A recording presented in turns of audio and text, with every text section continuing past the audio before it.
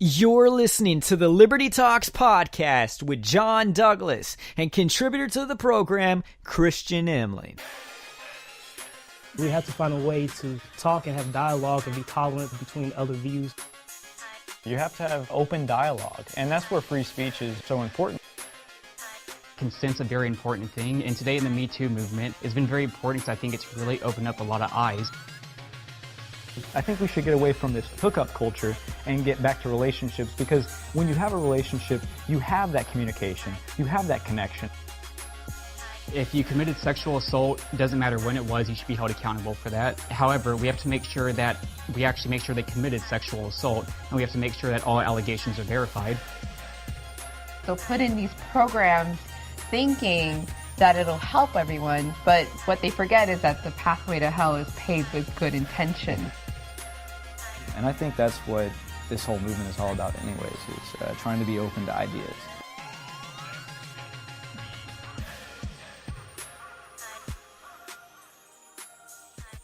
Today, me and Christian are going to be hosting this episode of Liberty Talks instead of me and Michael. I apologize for being gone for so long. I had a much longer vacation than I expected. I did get sick as soon as the vacation ended, and me and Michael did try to record one, and I was just on my deathbed. I couldn't do it. But here I am with my first official podcast, and we're starting it here with Christian. So Christian, today we're talking about Venezuela and everything that's going on in Venezuela. So do you have any opening comments for that? Well, just looking at the situation the past couple of years, it's extremely sad what's happening there. You see this Marxist style control over the government and the economy there. Everything's collapsing. People are starving, fleeing the country and protesting in the streets. It's really horrible what's going on there. And with this recent development with Juan Guaido becoming president, quote unquote, while Maduro is still claiming the presidency as well, and multiple different nations weighing in on it, it's becoming extremely interesting now, in my opinion. Yeah, it's definitely interesting, and it's interesting seeing how it goes and who's taking sides, and interesting to see which American politicians are taking some sides. But first, to give the viewers some knowledge and history of what's actually going on in Venezuela. So Hugo Chavez, the first dictator of Venezuela, was actually elected in 1998. And whenever he was elected, he nationalized the oil industry, and it took complete full government control over it and started giving out to his political buddies. And then he based the entire Venezuelan economy on oil exports. It was around 90% of the economy was based on it. And that worked all the way till it didn't work anymore when the oil market started collapsing. Oil prices went down, and that threw Venezuela into chaos much faster than it would have otherwise done if the oil exports stayed good. And so then what happened was Chavez started consolidating power after the oil exports fell, and really just started turning the government into a big, starving military state, not that much different from North Korea. It's just not as extensive as North Korea has it. And then people started fleeing, and soon Chavez died, and Maduro took over as his successor and continued the same exact policies. And that's the quick history of Venezuela. But what we're seeing now is that what we've been seeing for the past couple of years is a lot of political protests in Venezuela. There was a actual helicopter that went and shot at the Venezuelan Supreme Court about a year ago. So we've been seeing a lot of things like this now. It looks like it's finally starting to spill over now that Guaido has been voted as the new president of Venezuela by the National Assembly. That happened like just a few days ago, if I'm not mistaken. The 15th, if I'm not mistaken. Let me look at that. Pardon me, the 23rd. So only 2 days ago that Juan Guaido became the acting president of Venezuela. And it's a huge power struggle right now between him and Maduro, and multiple different countries are taking their sides on that as well. And the people in Venezuela, I was looking at a video earlier today, a lot of the people on the streets of Venezuela are also chiming in, and some of them are still supporting Maduro while a lot are supporting Guaido. But you see all of these massive demonstrations coming out against the current Maduro regime, the current the current political and economic climate in Venezuela, the people are finally having enough of it, and I think that it's great that they're finally standing up to the this oppressive dictatorship, for lack of a better term, and multiple countries across the world are chiming in as well. You have places like Canada, the U.S., and the vast majority of South America are all backing Guaido, while Russia, China, Iran, Turkey, and Mexico are backing Maduro. So it's to me that it shows that with all these different nations chiming in, that it could become like a huge. It has the possibility of becoming a huge global conflict per se, whether it be through diplomacy or hopefully it doesn't go into an actual war. But this is huge for this year. I wasn't expecting this to be the big conflict of the year in international relations. I was expecting it to be something with North Korea or Syria, not Venezuela at all. Yeah, I don't know if it's going to be a big global conflict that's going to happen. I'm sure countries are going to take their sides, but I don't think much is actually going to come from it besides the domestic affairs that happen in Venezuela.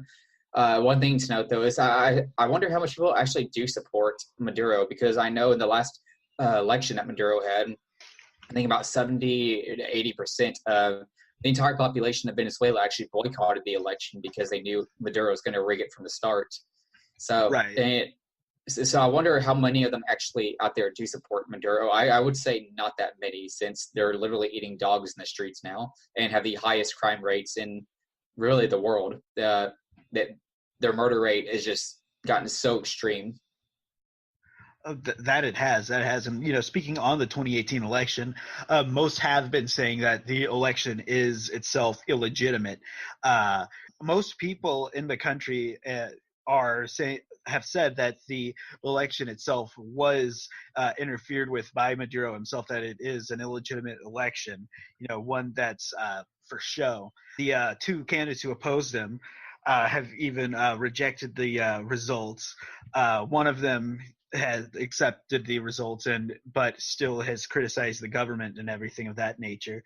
I do believe that the assembly did name Juan Guaido the acting president, but you also have to look at the fact that Maduro has the military's backing in this situation. While Guaido has the assembly, Maduro has the military's backing, so he has the firepower on his side in Venezuela. Yeah, and he also has the Supreme Court of Venezuela. He has it rigged with pro-Maduro judges. Right. And so they're also saying that Maduro is a president and that Guaido is not legitimate. So my guess is what looks like is probably going to happen is that a revolution is probably going to break out in Venezuela. And if it does, I think the United States and the West should be sending as much aid as we can to help with that revolution. And it's not like this is going to be some right-wing revolution, as I know a lot of people already criticizing any American involvement are saying, because Guaido, the new guy who's trying to become president, is actually a socialist. So right. So it's not that much better of a deal, but at least he's not a dictator. Right, and I was actually going to mention that a lot of, I've seen I think I forgot what her name was. She's the new congresswoman from Minnesota. She's was a Somali refugee. I forgot what her name was. I believe it's Ilhan Omar. Yes, that was her.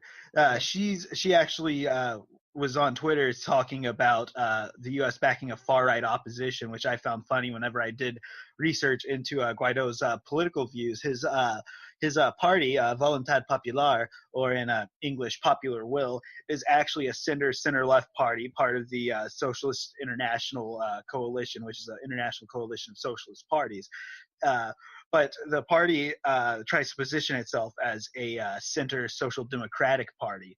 So it might end up becoming like, something like you see in Europe nowadays. Social democracy is all the rage over there. So it could quite possibly just be at least a little bit more stable. But I found it funny that some people here are criticizing the opposition, even though the opposition is socialist leaning. Yeah, of course, but we know that people who are just going to criticize them are the people who actually don't want Maduro to fail, because Venezuela used to be the poster child for all of the leftists and the socialists in the United States. Right. Until they started eating dogs over there and they realized it wasn't a good poster child. And they still don't want to say that socialism is the problem. That's why Alexandria Ocasio-Cortez, she's not being asked any questions about it, obviously, because the media fawns over her. And last I saw, I don't know if by this time when the episode is up that she's changed her position, but the only thing I saw is that she retweeted someone basically saying that the United States should not get involved and we should let out whatever processes play in Venezuela because because Maduro is an elected leader, which is just asinine. Maduro shoots his people, he kills his people, he starves his people. He has consolidated power. He's a dictator. But of course, that's the problem with leftists is leftists don't actually care about what's actually going on. They don't care about the dictatorship. They care about the narrative. And this is always what we have seen. It used to be USSR was the poster child until it collapsed. Then China's poster child, in Cuba, in Venezuela, and they've all pretty much collapsed except for China, which has just become a fascist country. Yeah, fascist country, much akin to Nazi Germany, who slaughters as many Uyghurs as they can get their hands on. And so now they look to the Nordic states, which aren't even really that socialist. Right. But, you have the Nordic states over there, and I honestly think that if Guaido ends up becoming, ends up coming out on top of this crisis, I fully see that with his party's positions that Venezuela would probably move more towards the Nordic style of the whole democratic socialist quote unquote type deal, even though they're not necessarily as socialist over there as they claim to be. Right. Well, they don't even really claim to be socialists. It's the socialists here in the U.S. that claim they're socialists. I believe it was the Prime Minister of Denmark actually got angry at Bernie Sanders for calling Denmark a socialist country because Denmark's not a socialist country. And just to clear that, the idea that the Nordic socialist states, the idea where that comes from, that they're socialists, is because they actually have a huge capitalist system and free market system based on oil exports, especially in Norway, which has led to huge growth in their economy. And they put a socialist redistributive what's the word? See, this is my problem. I always forget words. Yeah, socialist redistributive system in place, which works as it is now because Norway is a very homogenous country with not that many people. I believe last I checked, it has a population of LA. Right. But that's a conversation for another time. Going back to Venezuela, Venezuela is an excellent case study of how the left always points out a socialist country, says that's the one we want until it collapses, and then they said, well, that just wasn't run correctly. And so I have a few statistics here about just how great Venezuela was run. Since they nationalized their oil and based their entire economy on oil exports, here's the statistics I have. So in 2017, Venezuela had an unemployment rate at 27.1%. So that's obviously gone up a lot since then. And this one too, this is another kind of outdated statistic, but it's telling. 19.7% were below the poverty line in 2015. Now, we know that's risen much higher by 2019 because there's people literally eating dogs in the streets, and it's illegal for you to own a second pair of shoes within 2 years. They also have an inflation rate of 1.37 million % as of 2018, and along with that, they have an 80,000% inflation rate per year. Consumer prices will rise by 10 million % by 2019, according to the World Economic Outlook. And in the past 6 months, the price of coffee has increased in price by 340,000%. So this is what socialism brings people. Exactly. And with the you touched on the currency. I actually read an article about how the currency over there is at a different that it's worth more for people in the regime, such as, Maduro, his associates, the military. They live a fine, happy life, just like in most of these socialist hellhole countries. The currency's worth more to them, and they end up buying the food and they sell it on the black market to all of the poor people, and it just keeps all of these cronies getting more money.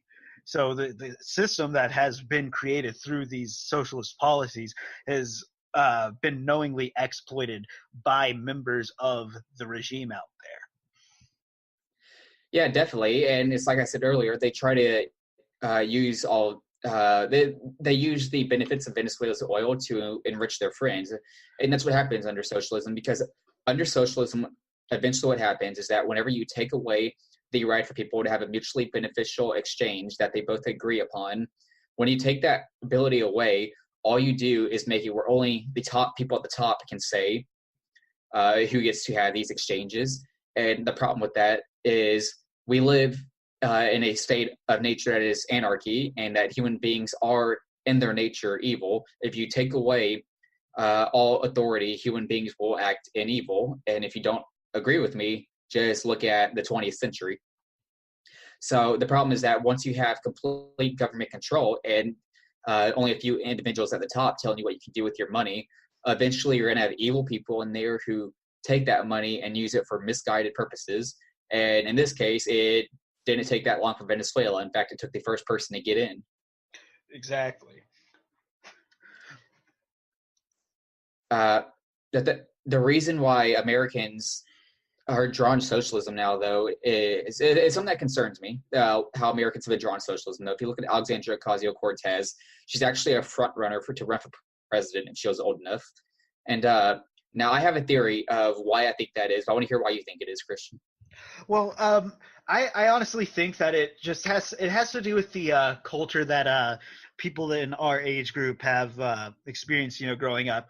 We're not to just place the blame onto our parents' generation, but we were raised to believe that like we're all important, we deserve everything, we're special, and the world is our oyster and things like that. And we weren't really raised to see that we have to work for things. So I think that as we get older, we expect for people to just give us everything. We expect for people just to be nice with us. We don't expect any resistance in the world. And I think that's something that people our age don't understand, is that we're not always going to be able to get what we want. Not all of us are going to be able to afford an education, but that's okay. So we can go learn a trade, and we can probably make more money than people who go to school do anyway. There's always different alternatives, but people our age don't really want to see that. So we just say, give. I want free healthcare. I want free college. And we don't really think about the ramifications of said policy.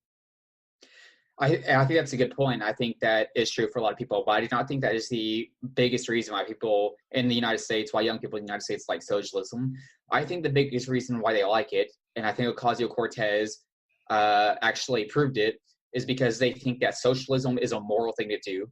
As Alexandria Ocasio-Cortez said, it might not be semantically or factually correct, but it's morally correct. And the reason I think a lot of young people in the United States like socialism is because they think that they are doing a net good by helping people, by giving them this money. They think they are actually helping people, and they think there's something moral about that. So they're willing to overlook the fact that that socialism's never worked in any country, that every country collapses and eventually people are eating dogs in the streets because they think they're doing something morally great. And I think the problem that Republicans make is they never make the moral argument against socialism. They only make the economic arguments and the political arguments, which is that 100 million people have died because of socialism, and every country eventually collapses. I don't think it's enough to convince a lot of people, because then they just say, well, maybe it wasn't done correctly, because at its heart, it sounds moral to some people.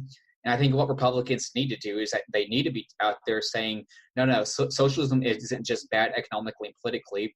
It is one of the most immoral things you could possibly do, because what it essentially consists of is you telling two people that they cannot make a mutually beneficial agreement without your consent, or really without you as a third party monitoring it to make sure it's fair by your standards.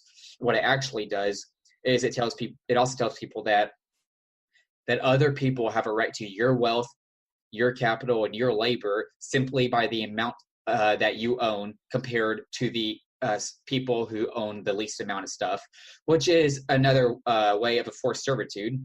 And so what communism and socialism essentially does is forcibly takes control of your labor. It tells you that you have to give a certain amount of your labor to people who don't have enough to keep them going by the government's own definition of what is sustainable. And I think that's what Republicans should focus on. Make the case that it's evil because it does come out to enforce servitude, and you are infringing on people's rights to liberty and property when you do it. You know, I've never heard anybody like say that that's what we should be focusing on, but I actually fully agree with you on there. I personally do believe, you know, socialism, communism, it is immoral itself. You can take some examples from all over the world, you know, not just Venezuela. You do the former Soviet Union, you can do China, North Korea. All of these countries start out, you know, saying, yeah, we're for freedom, we're for the worker, we're here to help out the individual. But every time these countries end up the absolute power corrupts absolutely, you know. All the people at the top, they end up getting this power, they end up getting the money out of it, and they just want more and more and more. So what they do is they start taking away people's rights to, you know, fair transactions, free speech, things of that nature, and it ends up just becoming an authoritarian hellhole. So just like you're seeing in Venezuela right now, thankfully the people there are standing up and doing something about it. But I agree with you totally that most people do believe that socialism is moral, and we need to just, you know, be able to show people that, you know, it sounds moral, but the road to hell is paved with good intentions.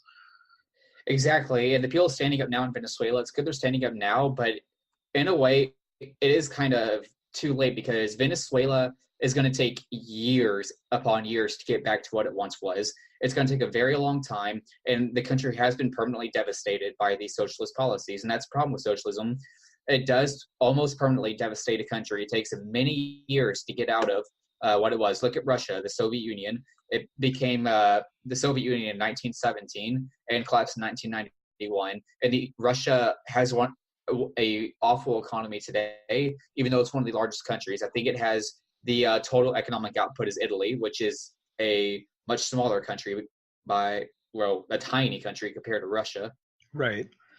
And this is what happened. Even China, even the Maoists could not keep up with their own Maoist policies in communist China because they wanted to keep up. They wanted to become a world power like the U.S. They knew to do that, they're going to have to at least privatize some aspects of their economy, which is why their economic system has, yeah, exactly. Which is why their economic system looks much more like Nazi Germany now with the National Socialist model.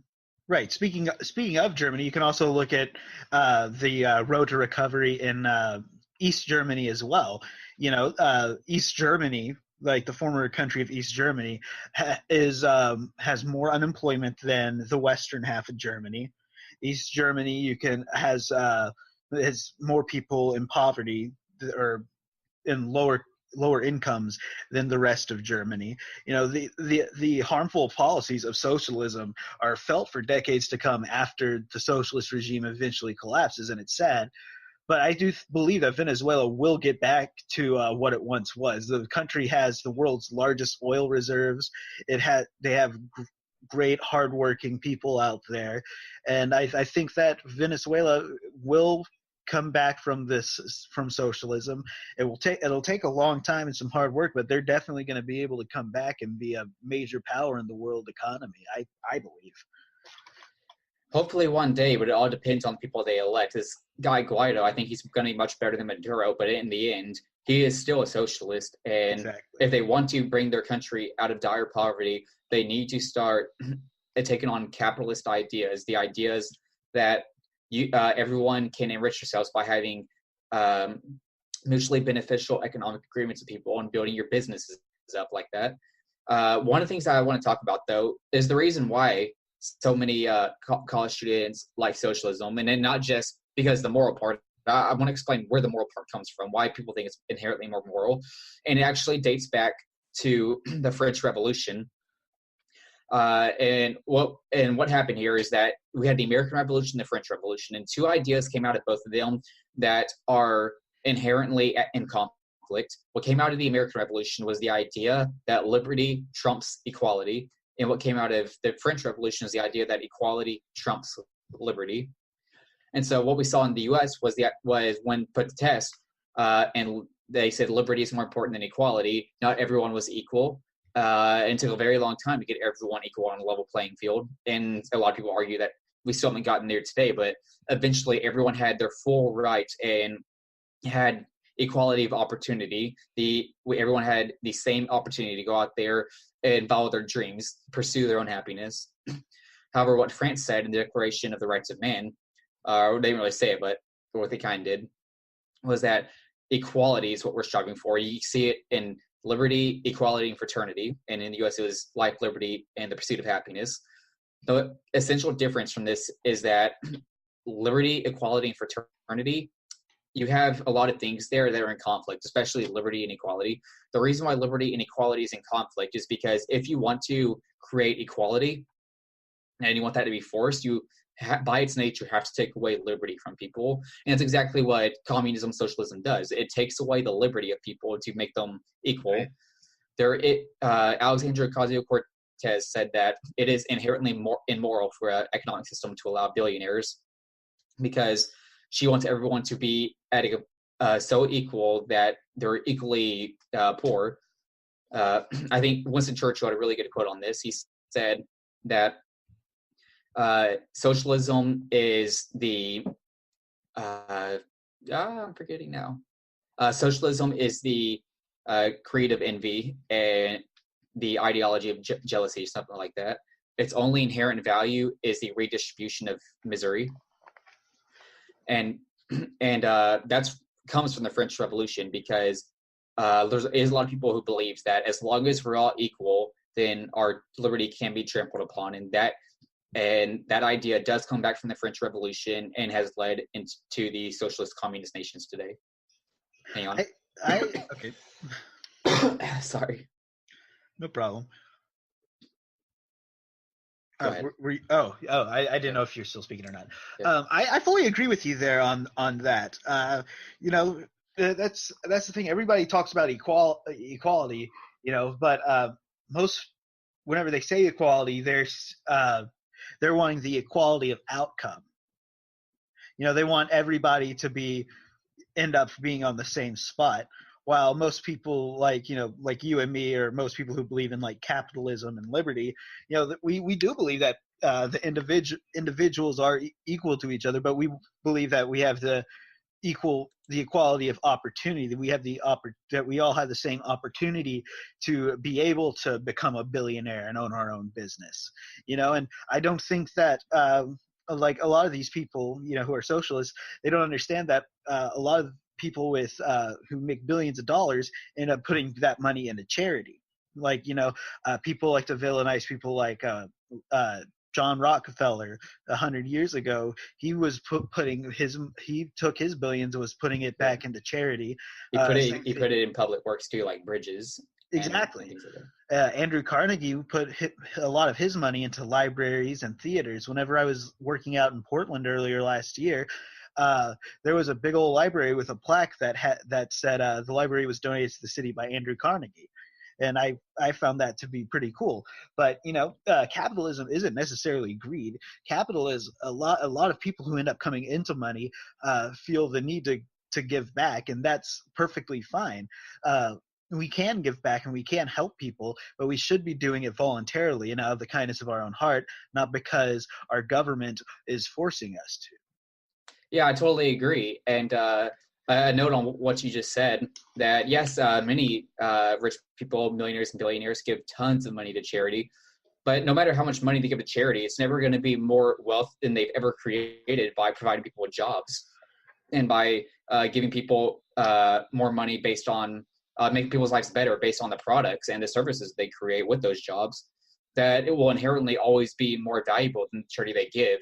I'm not saying they shouldn't give charity. I think giving charity is a great thing, but it will never be more. They'll never create more than what they have done by creating a business and providing people jobs. And under a socialist system, that gets taken away because now no one provides the jobs except the government.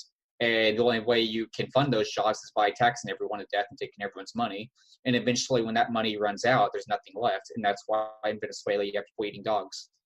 Exactly, and you spoke about billionaires creating jobs and everything. If you look at the early 20th century, a lot of people like to say, "Oh yeah, all workers have high wages and weekends and 40-hour work weeks because of labor unions and government stepping in." But you can really take Henry Ford of the Ford Motor Company back then. He was Henry Ford. He ended up paying his employees higher. He had he perfected the assembly line, which lowered the cost of the automobile, which not only helped out the lives of millions of people across the country. They were able to buy an automobile and get everywhere quicker, but also all of that money coming in because of his system, the assembly line system that he created. It was able to help out his workers because he was able to raise their wages. He was able to let them work less and have more time off and everything. And that became a business model that just about every company in the world has emulated since then. Of course, and that's why capitalism is the greatest thing ever created on this planet. Capitalism gives people the resources they need to, on their time, create their own business and provide jobs and opportunities to people to create goods and services and to get those out there and make the lives of people better in a way that socialism never can do that. But I think with that, we're going to start signing off. So, Christian, I'll give you the last word. I think the lesson here we can learn from Venezuela, as we've been saying, is the failures of socialism and why capitalist society can be able to help people more than socialism has. We have been talking about this for the whole time here in this podcast, and the proof is in the pudding, people. Capitalism, not only do you help yourself get money, but you also help improve the value of other people's lives through jobs, through charity, and through the products that you create. Under a socialist system, you can't get that. Under a socialist system, your liberties are taken away, your rights to create a business is taken away, and eventually you're either poor and dying of starvation, or you're rioting in the streets, just like what's happening in Venezuela now. Yeah, definitely. And with that, we're going to be signing off. Thank you for listening to Liberty Talks podcast, and we'll see you back here later. Good night, everyone.